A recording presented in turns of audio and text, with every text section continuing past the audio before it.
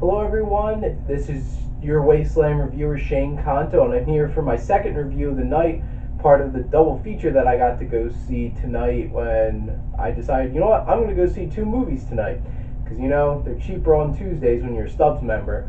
So I reviewed A Ghost Story, and now the complete opposite, I saw the Emoji Movie.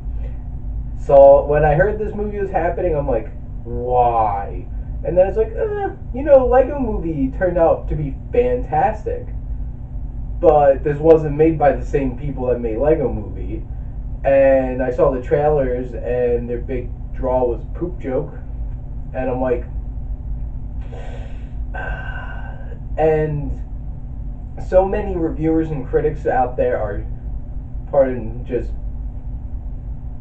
poo-pooing on this movie a lot, and even on Rotten Tomatoes, the critics' consensus is the emoji of a cross-out no on it. I'm just like, wow, they're really going far with this, and it's like a 6% or 8% on Rotten Tomatoes.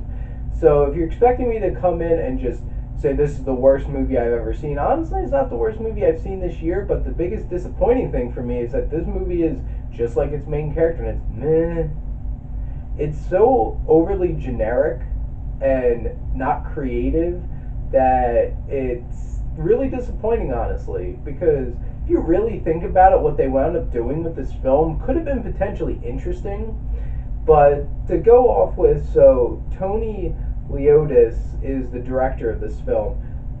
Storytelling is very straightforward, very blue to the front.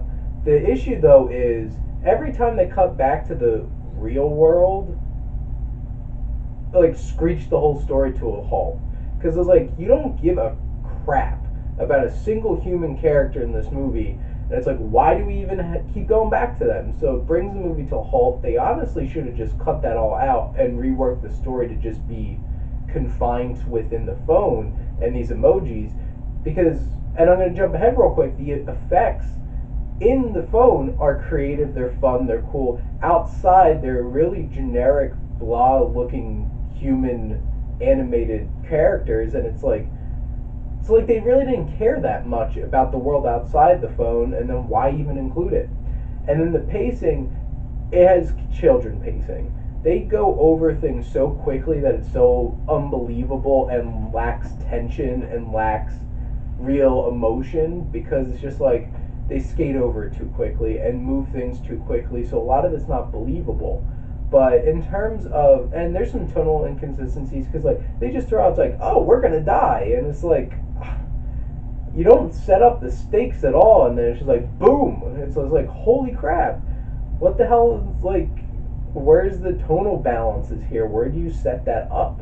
And it's not really a deep film, and they don't hammer home the themes of this film of finding yourself and everything like that very well. It's very skin on, like, top layer skin level, and that's the biggest thing about this movie. It doesn't go deep into really anything. It really doesn't do anything cool and different.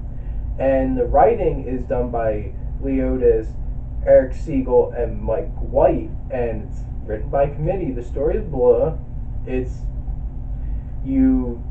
really cliched. There's nothing really interesting or exciting or different that happens.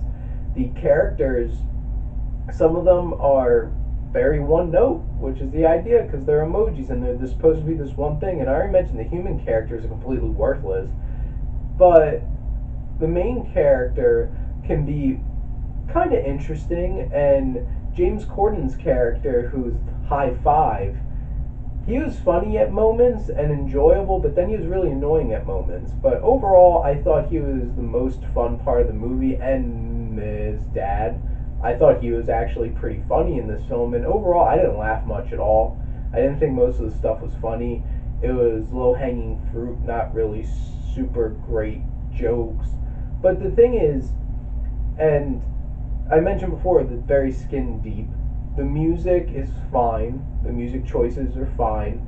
Basically, the only vocal cast that really sticks out are T.J. Miller and James Corden. They're the only ones that get to do a whole lot with this film at all, with their characters, and really take things beyond just like, I'm reading my lines and blah, and I'm being fed really stupid jokes.